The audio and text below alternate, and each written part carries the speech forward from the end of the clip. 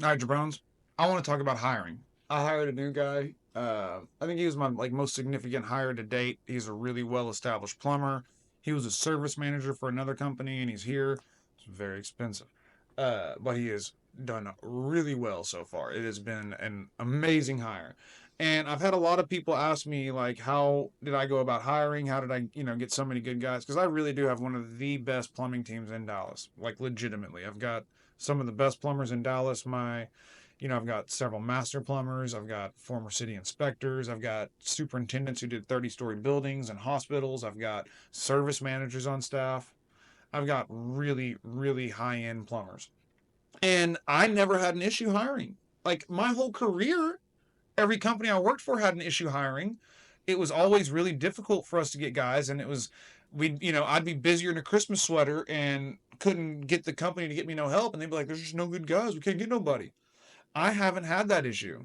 I have found that like there are motherfuckers all over the place willing to work, dude. Like I am honestly I'm blown away at the commitment that I get out of my guys. Like I in my method is I try to once I hire you, I will fire your ass, right? Like I will fire your ass. Like I am quick to hire, quick to fire. Like I'm a nice guy, and being a nice guy, I got to look out for the whole crew. So if you're a piece of shit, like I'm not gonna, you know what I mean? I'm not gonna let you get away with being a piece of shit and make everybody else pick up the slack. So like a nice guy is gonna fire the asshole or the lazy bastard. I ain't playing that shit.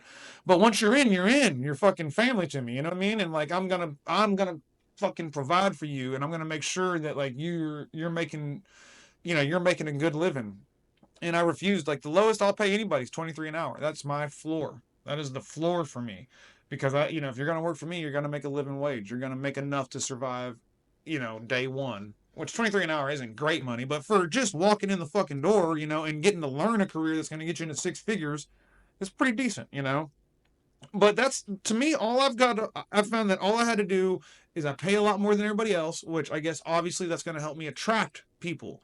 But then the way that I have aligned my interest and the company's interest with my employees' interest is what's really yielded the success. So, like because you can't predict the future, right? I don't know what any of you guys are going to do, but if I can sit down and say, okay, what's in this guy's best interest? And typically what's in your best interest is more money, more security, more time with your family. It's easy to tell what is in someone's best interest. And so I just align my interest with their interest. And so can't predict the future, but I can get pretty accurate at predicting what you're going to do if I know what's good for you.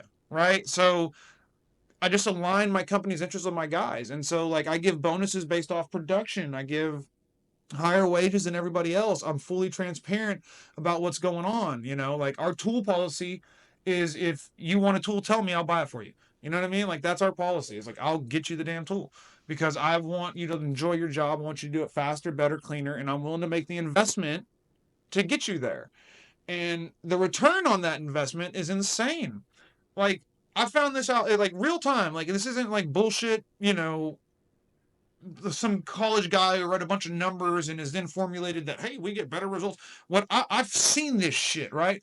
I bought all my dudes, this is several, like 6, 7 months ago, 8 months ago. I let everybody make a wish list. What do you want? And they're like, what do you mean? I was like, every Milwaukee damn thing, pack out, whatever tool, put it on the list, I'll buy it. I let all my fucking my lead guys do that. Everybody's got a company vehicle. And it was expensive, but the return on investment from that was I was pricing jobs to get a 30% gross. And I was usually hitting that 30% gross on construction, which is pretty good. Pretty good. But because I bought everybody just every goddamn thing they could have, and they've got the best setups, and they're in and out, and they're so efficient. And this is Milwaukee's the only company I will let sponsor me, and they'll never fucking do it. I know it. But this is a Milwaukee ad. My fucking gross margins went from like 30 to 50 on my construction jobs, like overnight, man.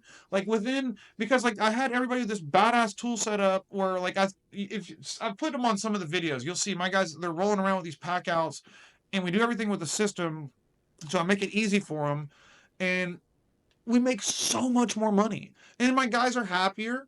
I'm happier. They're making more money. I'm trying to get everybody to over six figures, which I've got several guys banking already. But I mean, I don't know. I just never had the issues that the other companies I worked at had. And I think it has a lot to do with me being so close to the profit, right? Like I'm the owner. So it's one thing if I was working, like say this company was owned by my uncle, as this one guy Terry likes to say, my dude, Terry, what up? But say it was owned by another guy and I'm actually just working for him running this company. It's not, I wouldn't be able to pay guys what I pay them. I wouldn't be able to give bonuses like I give them because I got to, that profit has to get shipped off, right?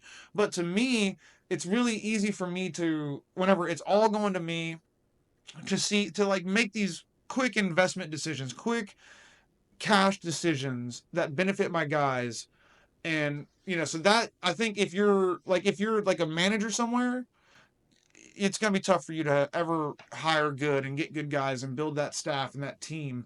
But for me and people in my position where you are the owner and you can straight up decide on a whim what you want to pay, what you want to give, you can build a fucking crew, dude. Like I got the toughest motherfuckers in Texas, dude. I got some badasses, and dude, I'll ride with all of them. So, here's work stuff. I'll see y'all later.